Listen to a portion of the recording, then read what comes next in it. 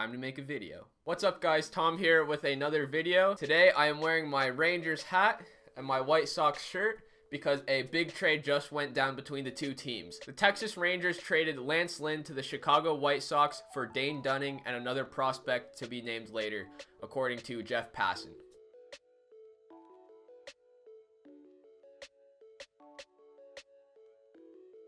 Let me get out of my way too small Rangers hat and switch to something way more comfortable.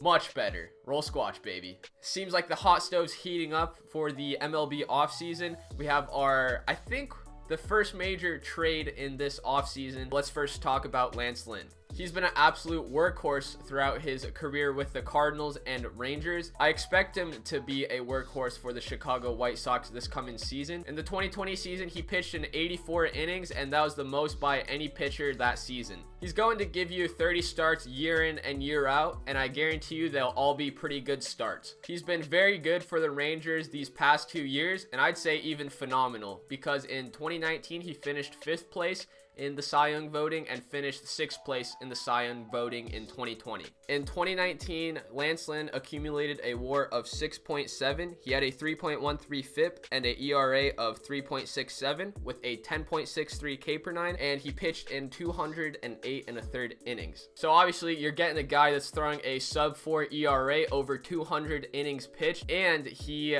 has one of the highest WARs out of starting pitchers in that 2019 season, I think only behind Garrett Cole and Jacob deGrom. I just talked about what the White Sox are getting in the trade in Lance Lynn, so now let's talk about what the Rangers are getting in Dane Dunning. Dane Dunning is one of the top pitching prospects in the White Sox organization, and even according to MLB.com, he is the number 5 prospect within their whole organization. He did make an appearance for the White Sox in the 2020 season. He had 7 starts. He went 2-0 in 34 innings pitched. He had a 3.97 ERA and a 3.99 FIP with a 9.26 K per 9. So far in his MLB starts, he has relied on his low 90s sinker with his slider to complement that sinker. He only started in 7 games and threw in 34 innings, so it's a pretty small sample size, but I believe he'll be pretty solid for the Rangers going forward. So we just talked about what both teams are getting in the trade, and I want to say right off the bat that I think it's a win-win situation for both teams because they accomplished what they want to do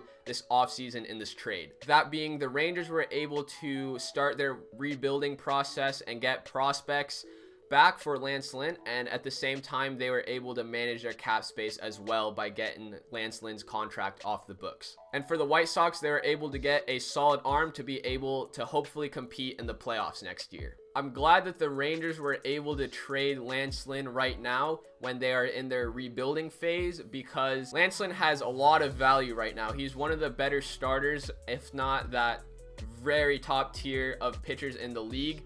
And if he had a poor outing at the first half of the 2021 season, his trade value definitely would have declined and the Rangers wouldn't have gotten much in return for Lance Lynn. But they traded him before the season started, when he's coming off his 2 best years that he's pitched so far with the Rangers. So I think you got to give some kudos to new GM Chris Young, making moves right off the bat. As I mentioned earlier, the White Sox are in win now mode, so with the acquisition of Lance Lynn, their rotation will be looking like Lance Lynn, Lucas Giolito, Dallas Keuchel, and then the much anticipated return of Michael Kopech, who had Tommy John surgery a few years back and is the number 2 prospect within the White Sox organization. He is an electric starter. He throws upper 9s, you know. He's going to hum the ball in there. And if he can throw strikes, I think he'll be very solid for the White Sox. So you got those 3 guys and then potentially 4 guys that will definitely make an impact for the White Sox in their rotation. And we obviously know what their bats can do. They were smacking the ball around last year, driving in a lot of runs. And if they get help on the pitching side, watch out. Let me know down in the comments what you think of the trade. Who was the winner? Who was the loser? In my opinion, I think it was a win-win for both teams because they both accomplished what they wanted to do this offseason. Make sure to like the video and subscribe to the channel because it seems as if the offseason is starting to heat up with the winter meetings going on. You don't want to miss any of the big trades or big free agent signings of the offseason, so definitely make sure to hit that subscribe button down below. With that being said, Thank you guys for watching the video. I hope you have a great day, and I'll see you in the next video. Perfect.